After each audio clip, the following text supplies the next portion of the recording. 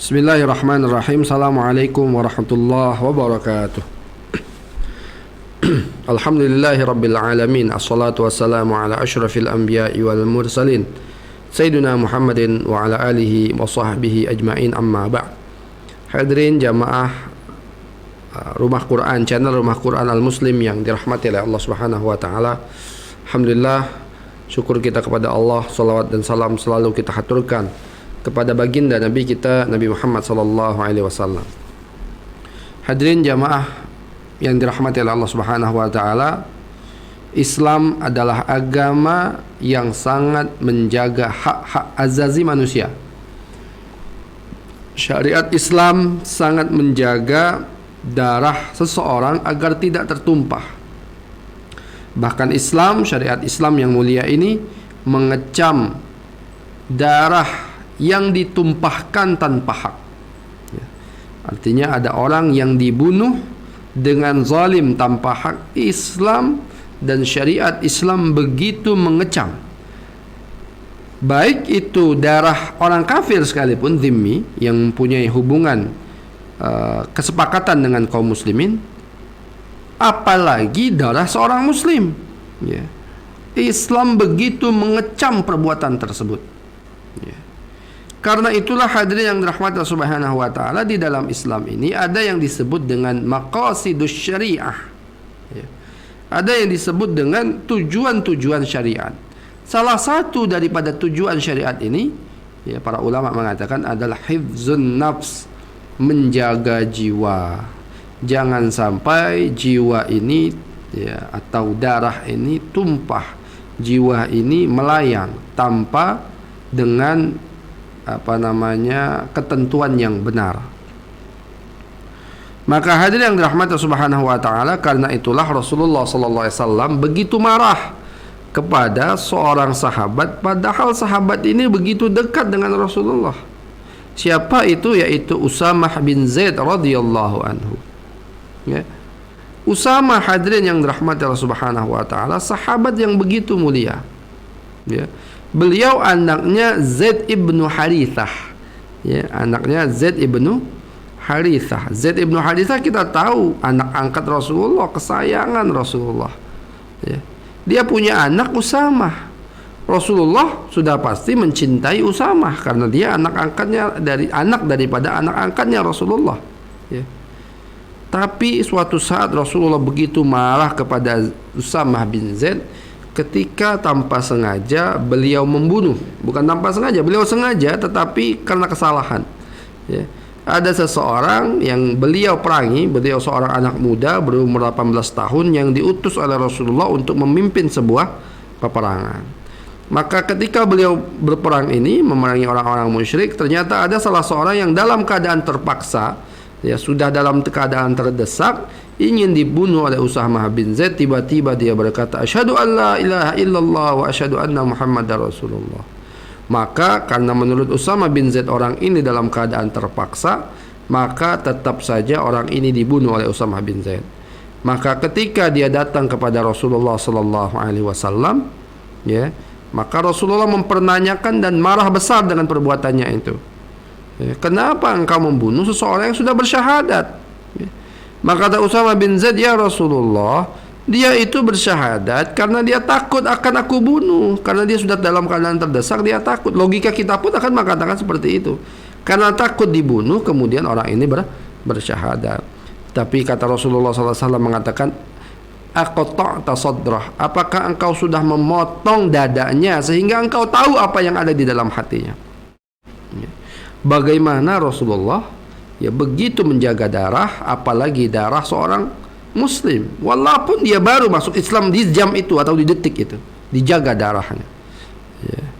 Rasulullah sallallahu alaihi wasallam, kata Rasulullah sallallahu alaihi wasallam, la yahillu damu mri'in, tidak dihalalkan darah seorang muslim, la yahillu damu mri'in muslimin, illa bi thalathin, kecuali karena 3 hal. Az-zani ba'dal ihsan, yaitu seorang yang berzina setelah dia menikah, atau hadirin yang dirahmati Subhanahu wa taala, au qatlun nafsi bighairi haq, atau dia membunuh tanpa hak.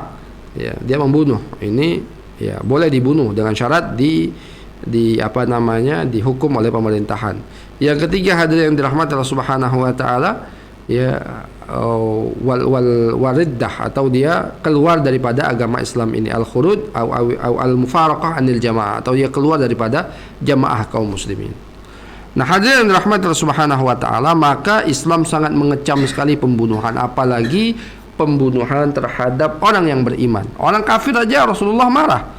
Kata Rasulullah, man adza dhimmiyan faqad adzani, barang siapa yang menyakiti orang zimmi, kafir zimmi, faqad adzani, maka dia sudah menyakiti aku, apalagi orang muslim, ya. Nah, ini ada beberapa ayat dan hadis bagaimana ancaman Allah dan begitu mahalnya nyawa seorang muslim di hadapan Allah Subhanahu wa taala. Maka ancaman Allah bagi orang-orang yang sudah melakukan pembunuhan, ya. Yang pertama, hadirin jamaah sekalian, ya, orang yang membunuh itu dianggap oleh Allah dan Rasulullah SAW sebagai pelaku dosa besar. Kata Rasulullah SAW, ijtanibu sab'ul mubiqat, jauhilah oleh kalian 7 dosa besar, ya. Asyirku billah summa sihr, syirik kepada Allah kemudian sihir. Dan yang pasti, hadirin jamaah yang rahmat Allah Subhanahu wa taala, salah satunya adalah qatlun nafsi bighairi haqq, ya, membunuh jiwa, ya, yang diharamkan oleh Allah Subhanahu wa taala kecuali, ya, tanpa hak, ya, tanpa haknya untuk dibunuh, ya. Bahkan Rasulullah SAW mengatakan, ya, orang yang membunuh orang muslim itu dengan kufur, perbuatan yang kufur. Sibabul muslimi fusuqun wa qitaluhu kufrun, ya, dalam sebuah hadis riwayat Imam Bukhari. Menghina seorang muslim itu hukumnya fasik, ya, wa qitaluhu, dan membunuhnya hukumnya kufur, ya. Ini luar biasa. Jadi orang yang sudah melakukan pembunuhan ini, ya, dan jamaah sekalian, dia pelaku dosa besar, ya. Walaupun yang dimaksud kafir dalam ayat ini bukan kafir dia keluar daripada Islam, tapi dia melakukan amalan-amalan kafir. Kufru duna kufrin, kata Ibnu Abbas, ya. Yang kedua, hadirin jamaah sekalian, ya, pelakunya diancam dengan neraka jahanam. Allah Subhanahu wa taala mengatakan, wa may yaqtul mu'minan muta'ammidan, ya, barang siapa yang membunuh seorang yang beriman muta'ammidan, secara sengaja, fajazauhu jahannamu khalidan fiha, maka balasannya itu adalah jahannam, neraka jahannam, khalidan fiha, maka dia kekal selamanya. Wa ghadiballahu alaihi, dan Allah murka kepadanya. Wa la'anahu wa'addalahu adzaban azima, dan Allah melaknatnya dan menyiapkan baginya azab yang sangat pedih. Selanjutnya, hadirin jamaah sekalian, apabila pelaku pembunuhan ini banyak, ya, maka seluruh pelakunya itu akan diadab oleh Allah Subhanahu wa taala dengan keras. Walaupun yang dibunuh satu, tapi pelakunya banyak, semuanya akan dihukum oleh Allah Subhanahu wa taala. Kata Rasulullah sallallahu alaihi wasallam, "Lau anna ahlas samai wa ahlal ardi ijtama'u ala qatli muslimin." Apabila, ya, penduduk langit dan penduduk bumi ijtama'u ala qatli muslimin, berkumpul mereka untuk membunuh satu orang muslim, lakabbahumullahu jami'a, maka pasti Allah lemparkan mereka semua, ya, ala wujuhim finnar, ya, di atas, ya, kepada dalam api neraka, di atas wajah-wajah mereka ini, ya, ke dalam api neraka. Jadi walaupun yang dibunuh satu, yang membunuhnya banyak, tapi tetap semuanya mendapatkan ancaman dan siksa dari Allah Subhanahu wa taala. Dan ini yang lebih parah lagi, hadirin jemaah sekalian, ini adalah azab Allah Subhanahu wa taala kepada orang-orang yang sudah membunuh, ya.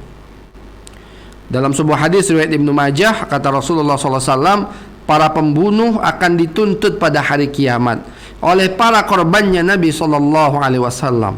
Pembunuh dan korban yang dibunuh akan didatangkan pada hari kiamat dengan menenteng kepala temannya, yaitu kepala temannya. Jadi nanti di hari kiamat yang dibunuh akan menenteng kepala orang yang membunuh, ya. Dalam riwayat lain dinyatakan, ya, korban membawa sang pembunuh sementara urat lehernya bercucuran dengan darah. Lalu dia berkata, "Ya Allah, tanya orang ini mengapa dia membunuh saya." Bagaimana besarnya dosa orang-orang yang membunuh.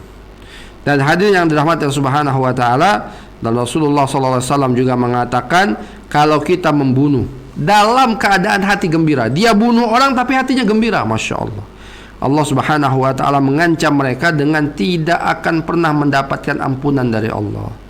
Kata Rasulullah sallallahu alaihi wasallam, man qatala mu'minan faghtabata biqatlihi lam yaqbalillahu minhu sarfan wala adla. Siapa saja yang membunuh seseorang muslim lalu dia bergembira dengan pembunuhan tersebut, maka Allah tidak akan menerima taubat dan tebusannya. Jadi hadirin yang dirahmati Allah Subhanahu wa taala, luar biasa dosa membunuh, dosa yang sangat besar. Kalau kita pernah, ya hadirin jamaah sekalian, melakukan itu, cepatlah bertobat. Dan kalau ada saudara kita yang sudah membunuh, kasih tahu dia untuk bertobat. Ini dosa yang sangat besar, ini bukan main-main, dosanya besar. Ya.